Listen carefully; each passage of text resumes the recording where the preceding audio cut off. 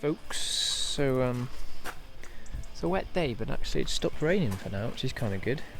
Although I don't know if you can see it in there, we just went and picked up a huge gazebo for free, so I don't even know the guy's name, but thank you for that. So we're going to start fitting these lighter fiberglass seats, so a little bit better fitted when you sit in them as well. So there's no point in this one being movable. It's just a pain in the butt when someone moves it and then have to adjust the harness. So we're just going to bolt it down on this side. That'll be simple enough. The other side's a bit narrow. We want to keep him away from the centre, so I'm going to put a plate in down here, and that'll support it. And obviously we'll be able to bolt the plate down to there, and then bolt it into these plates. That'll obviously raise that one side, so we'll have to just make 2 plates just to raise this side up, just to keep it level. So we'll get on with that because my new grinder arrived. Woohoo! Old grinder died. I did try and fix it. 4 years of faithful service for 15 quid. It died on the operating table, and the new one came this morning. 22 quid lighter. It's pretty good. So we've got some plate. That section measured off. We'll cut that, and then offer it up, drill a couple of holes, offer it up again, drill a couple more holes, and then paint it when it looks nice. And then we'll need to make a subframe for the other side. We'll come to that second. And there's my new gazebo. Sure, it's not destined to be abused how I would abuse it, but there we go. It'll keep me dry on my gravel driveway. So that's passenger side in. Probably all we can do today because I've run out of metal. I need some 40mm plate or 35mm plate. It's looking pretty. It's on the original mounts that side, and then we made our little plate on that side just to extend it out, and something for the harness to attach to. We still could do with this little strap here being about that short, so I don't really fancy unpicking and restitching that. But that might have to come to it, take it to someone professional and restitch it. It's too long really, unless you've got a big belly, which I haven't and Mrs. Piggy doesn't. So there we go, she's in, she's tidy, she's comfy, and then we need to do the other side now. Cool.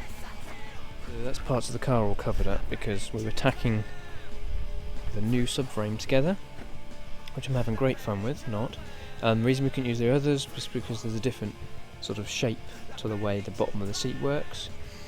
Also I wanted to change it a little bit so we can make sure the front seat went forward a little bit further so that Mrs. Piggy could drive it, because actually I could only reach the pedals all the way forward, so it was great for a 7-foot man, but not for me. So we've had to change them a little bit. We also extended the plate on the one side so we can put the bracket at the back for the harness a little bit further back, because again they're at their extremities because I'm so fat. Right, so we're now going to weld these up.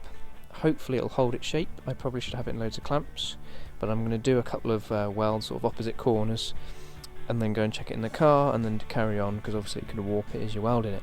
Let's hope this is good.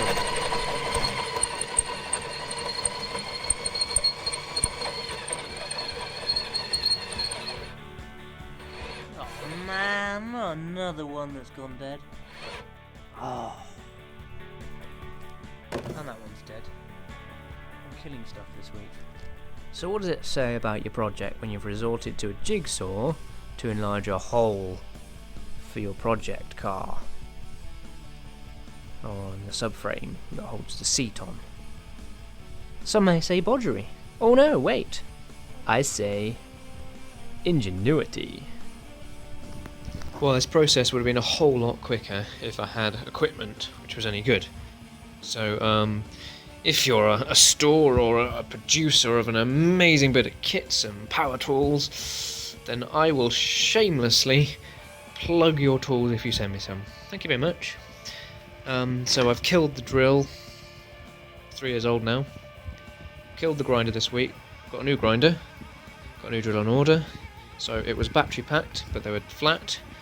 Waited them to charge, used them. They overheated so much that they wouldn't charge again, so they've been in the freezer while I had dinner, and actually I've only got 1 hole left to cut. So 1 hole left to cut in that piece there, chop that off, weld that on the back there, paint it, fit it. Job done. Right, so the seats are in. They're already a bit grubby because I've been sitting in them and getting the positions right. But that's going to happen, isn't it, to be honest? Anything needs mentioning? I'm not very happy with the free rail. So when you put these rails in, there's one rail that adjusts it, either leave it, and then there's another one that's just a free rail, doesn't lock and locks one side. I think I'm going to put the other spare locking one, but just because what looks like loose bolts is actually that spare rail just with a bit of play in it, and I don't like that. It doesn't feel so bad when you're sat in it. I quite like how it's a little bit higher, and actually you can get it really, really close, so even Mrs. Piggy can drive it with some room to spare. They look cool, they feel great. They're not going to be for anyone that's wide, but I drive it all the time, most of the time anyway. It's not like I'm, I can't put seats in it to accommodate everyone when I'm using it most of the time. Anyway, lightweight seats are in. We're actually ticking things off the list. This is looking good, people. Looking good. So, more things to come. Things to change, perhaps, as well? Maybe. Anyway, I think we need to do some footage. So, next video, we'll have some in-car and out-of-car footage blasting around the Cotswold lanes, I think, after we've given it a clean. Job done. Good night, Ziggy. Good night, Twiglet. Good night, everybody.